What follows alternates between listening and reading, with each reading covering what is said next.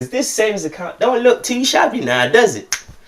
Well, at first glance, it doesn't, does it? You know what you're watching. DS Learning Finance. Whoa. You guys know how much I would rather invest in stocks or invest in properties than put my money in a savings account, right? Yeah.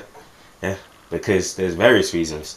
One, terrible interest rates. Terrible. Even though you're giving them money to technically borrow to other people money, to technically make huge amounts of money on, and you don't get a cut of that money. Terrible.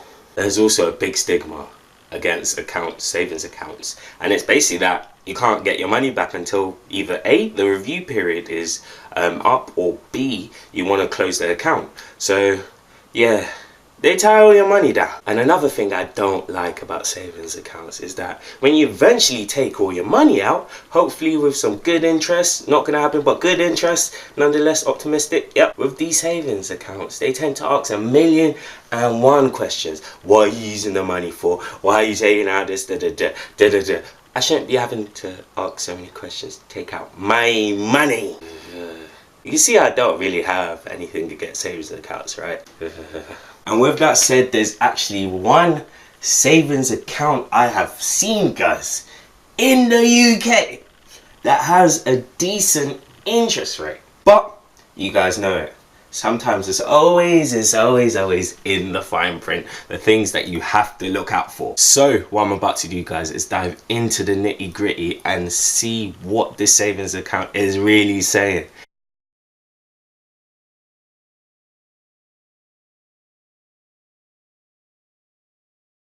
Let me talk about the big things to note on the savings account. One, which is the big thing, is that it's got a 5% AER interest rate. So annual equivalent rate is 5%. This savings account don't look too shabby now, does it? Well, at first glance, it doesn't, does it? But the key part to note is that this little bubble here, it is variable, guys.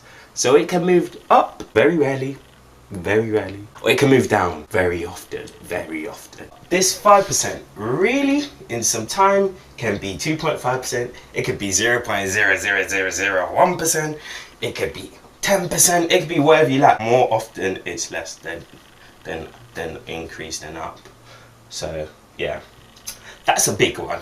Also, you've got to pay 250 PCM maximum, so it limits how much interest you can make on your money. You can't put in £1,000, you can't put in 10 grand. The maximum you can put in every month is £250. So this really clamps down on how much this savings account can make you money. But the key part is this, guys, this 5% AER interest rate.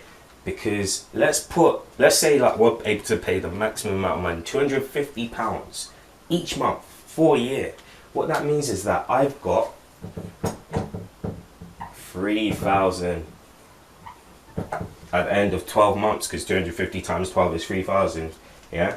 But when you applied this, I was looking on the website, based on this being fixed, not even variable, so it's not gone down, all you end up getting on top of your 3,000 is this, guys. £81. £81. When you divide this number by this and times it by 100% to get a percentage ratio, this number gives you guys is 2.7%. 2.7%. Don't you guys think that 2.7% looks quite familiar, right? Do you know why? Well, it's because it's inflation rate. So what you're basically saying with this savings account is, and this is the creme de la creme, this is a good savings account, is that you're putting all your money in there just to keep up with inflation. So you're not technically making any more money. And this is a good savings account, guys. So imagine what the bad savings accounts are doing. Imagine what majority of them are doing, because majority of them are awful. And this is why it can seem quite good from a first glance, but when you actually dive in deeper, you realize there's no point in putting your money in a savings account to make more money. That's the key part. If I wanted to make profit on my money, I would much rather put my money into my investments. There are tons of stocks, there are tons of properties, there are tons of investments that can easily easily meet this 2.7% just in terms of dividends. I feel like I've been bashing savings accounts, and rightfully so, because they sell you a dream. They sell you a dream. But I can't lie, I myself am even seriously considering getting the savings account. But the key part is I see the savings account as somewhere to save my money, literally. I don't see it as a tool to make more money in, because we know it's not the best tool, guys. It's not the best tool. It's much better to put your money into investments that you believe in, because you're probably gonna easily surpass that if you've done the research and you obviously believe in that investment. Then you're probably gonna surpass this. You guys know this. But if you're looking to make some money in your savings account, then this isn't really the best thing for you. A savings account is literally what it says. It's to save your money. It's not a profit account.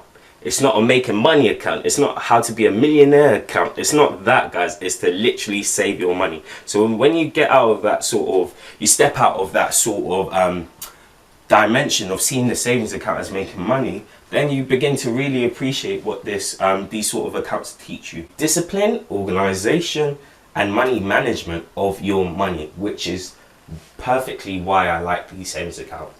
So you got to twist your mentality. You've got to get out of that dimension of, yes, the savings account is to make me money. No, that is a bonus of a savings account. A savings account is really to do what it says. Save, not make money.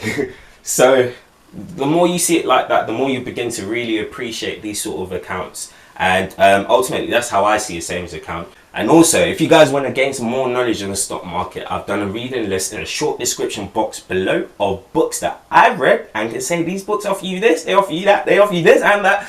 Yeah, just check it out, see what you guys like, and go from there. Cool. It's your favorite YouTuber, guys, Dami Solari. I talk about stock market investment, I talk about property investment, and financial managements like this one too. Giving you that consistent content, you know. Don't forget to like, subscribe, and share. DS Learning Finance. Whoa. Whoa. Bye, guys. Yeah.